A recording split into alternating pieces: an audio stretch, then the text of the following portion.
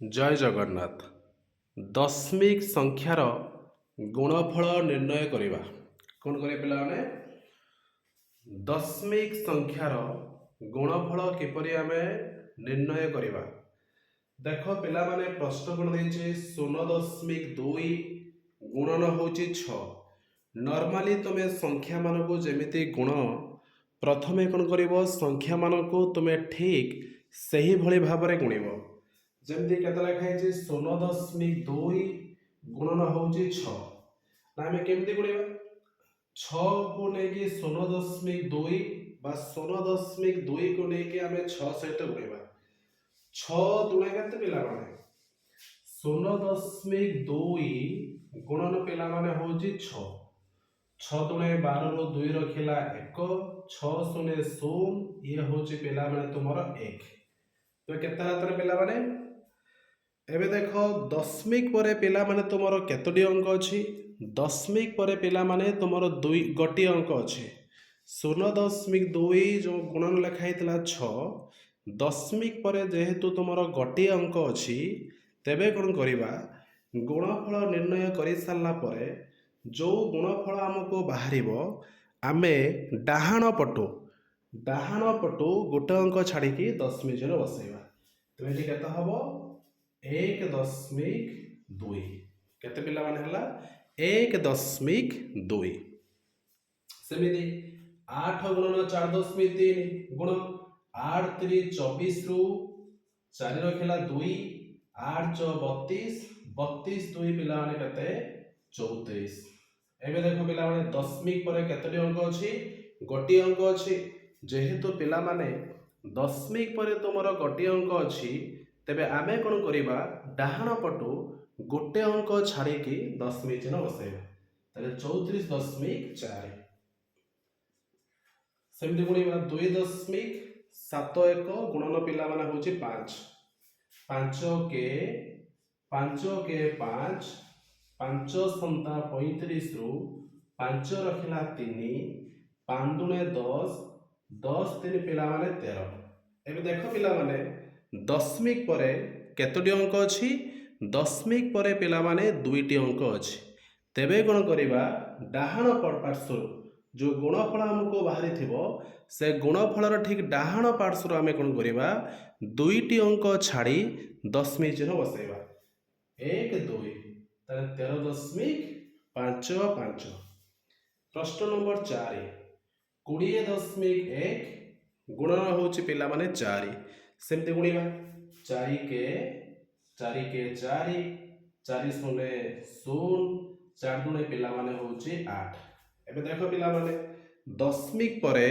केतोटी अंक अछि दशमिक परे हमर गोटी अंक अछि तेबे एठी हमर जो गुणफल जो बाहरी थिबो तेबे से गुणफलर डाहाण पटु गोटी अंक छाड़ी के आमे दशमिक चिन्ह दबा काहे के दबा ना जेहेतु दशमिक परे एठी गोटे अंक अछि तेबे जो गुणफल जतिक आस्तिबो से गुणफलर डाहाण पटु गोटे अंक छाड़ी के दशमिक चिन्ह दबा तो केते हो 80.4 प्रश्न नंबर 5 211.02 गुणन 4 4 दुणे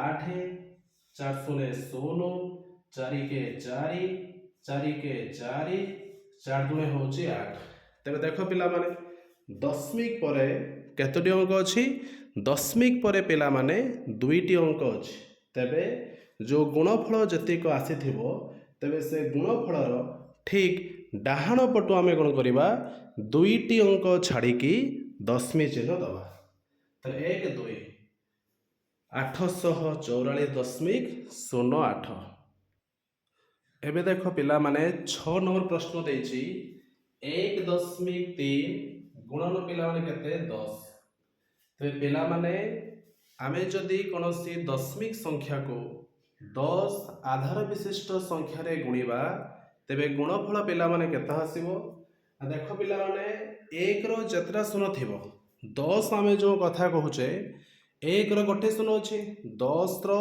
1 रो गोटे शून्य तबे जो जतिक सब दशमिक संख्या सब थिबो जतिक पिला माने सब दशमिक संख्या सब थिबो ତେବେ କ'ଣ ହେବ ଦଶମିକ ଚିହ୍ନ ଗୋଟେ ଅଙ୍କ ଆଗକୁ ଆସିବ।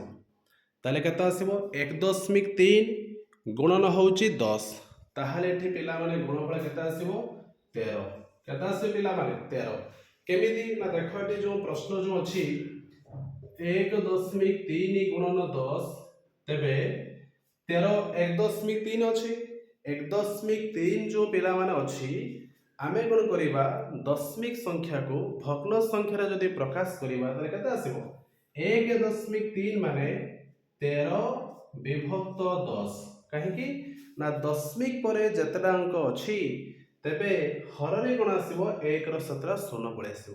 ତେବେ ଏଠି ତୁମର 1.3 ମାନେ ଦଶମିକ ପରେ ପିଲାମାନେ ଗୋଟିଏ ଅଙ୍କ ଅଛି ତାହେଲେ ଆକୁ ଆମେ ଭଗ୍ନ ସଂଖ୍ୟାରେ ପ୍ରକାଶ କଲେ 13 ବିଭକ୍ତ 10 ଇଣ୍ଟୁ ପୁଣି ପିଲାମାନେ କେତେ ନା 10 ଲବ ହର 10 10 ପିଲାମାନେ କ୍ୟାନସେଲ ହେଇଗଲା। ତାହେଲେ ଏଠି ତୁମର କେତେ ଆସିବ 13 ହେଇଛି ନା ନାହିଁ। ଠିକ ସେମିତି 36.8 ଗୁଣନ ହେଉଛି 10। ତାହେଲେ 1ରେ ଗୋଟେ ଶୂନ ଅଛି ତାହେଲେ କ'ଣ ହେବ ଦଶମିକ ଗୋଟେ ଅଙ୍କ ଡାହାଣକୁ ଆସିବ ଆଗକୁ ଆସିବ। ତାହେଲେ କେତେ ଆସିବ ଏଠି ଏଠି ତୁମର ଉତ୍ତର ହେବ 338.0। ସେମିତି ଇଏ ପିଲାମାନେ କେତେ ଆସିବ 31.5 ଗୁଣନ 10। ତାହେଲେ ଇଏ ବି ସେମିତି ପିଲାମାନେ ହେବ 315.0।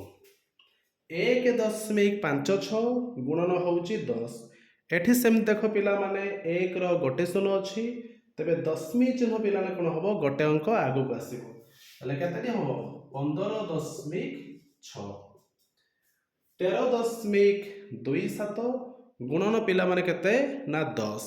ଇ ବି ସେମିତି ଯେହେତୁ 1ର ଗୋଟେ ଶୂନ ଅଛି ତେବେ ଦଶମିକ ଚିହ୍ନ ଡାହାଣକୁ ଗୋଟିଏ ଅଙ୍କ ଆସିବ। ତାହେଲେ 132.7 132.7। ପ୍ରଶ୍ନ ନମ୍ବର 11 34.5 ଗୁଣନ ପିଲାମାନେ ହେଉଛି 10। ତାହେଲେ ଏଠି ଦଶମିକ କ'ଣ ହେବ ଗୋଟେ ଅଙ୍କ ଆଗକୁ ଆସିବ। ତାହେଲେ 34.5 ଗୁଣନ 10 ରେ 345.0। ବୁଝିହେଲା କି ନାହିଁ ପିଲାମାନେ। ଠିକ ଅଛି। ଜୟ ଜଗନ୍ନାଥ।